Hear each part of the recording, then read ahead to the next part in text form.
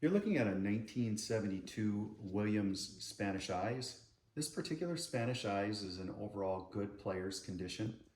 The cabinet does show a little bit of wear here and there, showing it's 53 years on this earth. But the wood is sound and there's not too many scratches and there's no Joni Loves Chachi teenage art on it, so that's good. The playfield as well is in overall good condition.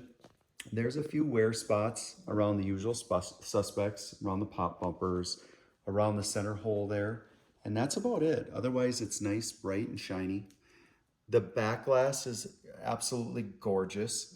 There's very little wear on the back glass. And this particular machine works very, very well. I did not do anything to this particular machine. For those of you not familiar, this is what they call a center pop machine, and I had never had one before, so I wanted to get one to see if I would actually enjoy it, and I actually do. I love it. In fact, I picked up a Magic City that's going to go in the place of this Spanish Eyes once this gets rehomed to a new family. The only other thing I'd like to say about this machine is the rubbers are probably getting to the point where in the next year and a half, I would probably replace them. They are getting to that point. They're still elastic, they still work just fine, but they are getting more towards their end of life. So now I guess we'll get kind of the rule set on Spanish Eyes. So with Spanish Eyes, this can be both a credit game or an add-a-ball game. And I have this set to add-a-ball. For those of you not familiar with what add-a-ball is, in certain states, you couldn't win what was called a special or a free game or a credit. It was considered gambling. So instead, you could win a free ball. I don't make rules and I don't really follow politics, so I don't know why they did what they did. But for home use, getting an extra ball when you're playing against somebody is huge. So these are really fun in a home setting. So currently I have this set to an add-a-ball feature, which brings me to the A, B, C, D, and E rollovers up here. So when you start your game, what you want to do is try to get this switch here. That switch here will light up your green pop bumpers so they too will score 100 points instead of 10. After that, what you want to concentrate on trying to do is light these A, B, C, D, and E. And what that will do is it'll award you an extra ball. You can get up to 10 extra balls during a game.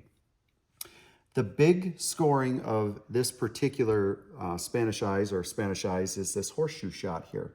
That'll get you 5,000 points. Now you look at the saucer in the center. The saucer in the center kind of works in conjunction with the 1, 2, 3, 4, 5, and 6 target light ups. The more of those you light up, the more points you're going to score when you land your ball in the center. So if you have 3 of them lit up, you're going to score 3,000 points. It's essentially 1,000 points per target. If you've never played a center pop game before, you can actually use this center pop bumper to your advantage and actually kick your ball back out. Now you can also have it just as easily shoot it down the drain as well. It really improves your nudging skills, I guess. The other thing with Spanish Eyes is these 3-inch flippers. You have to beware underneath the flippers are basically drains that'll drain your ball. So you kind of got to be careful with that too. That's about all I have to say for this particular Spanish Eyes. So we're going to go ahead and we're going to fire it up right now. It doesn't take too long to turn them on. It's actually a two kind of switch process. The main power is down there on Spanish Eyes. And then you have your primary power here is your left flipper button right over here. Oh, one more thing. This one came to me without a lock. I never did actually add one, and actually there's no lock in the back. This isn't the first machine I've had this happen, but somebody put just a little threaded screw back there.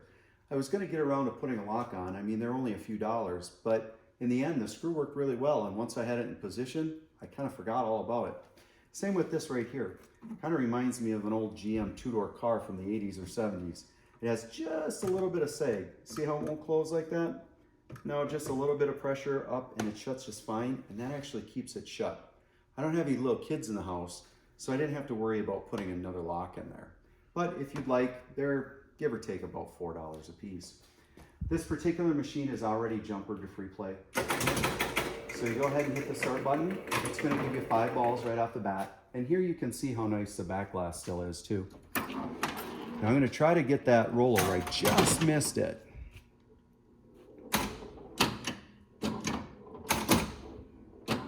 There we go. Oop.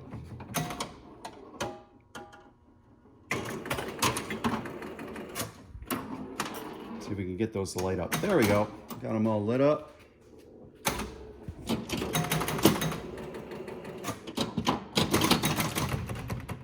Oop.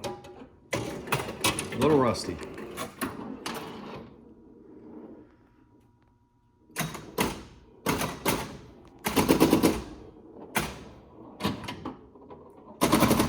There you go. You see how the center can save your ball.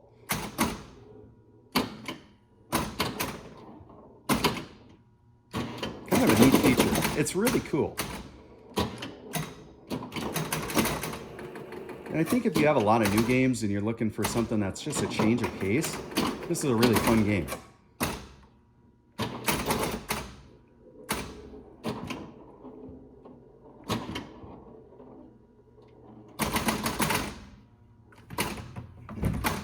Come on, bounce out. Oh! And so there you got to see it go the other direction.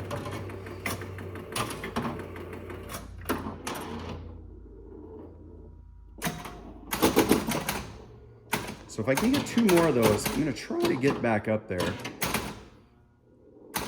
Because if I can light the A and the B, I'll actually get an extra ball. But as you can see, it's kind of challenging.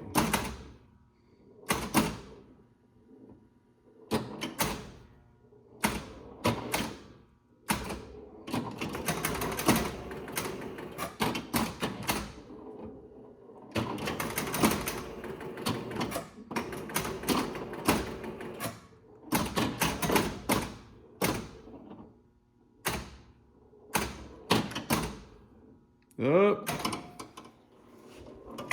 All right, well, one more ball. Let's see if we can do it. Well, that wasn't the shot I wanted.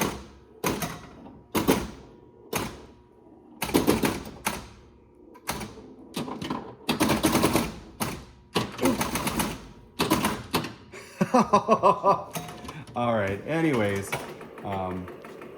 once again, this is a 1972 Spanish Eyes, and we've had a lot of fun with this game, and I think you would too. Thanks for watching.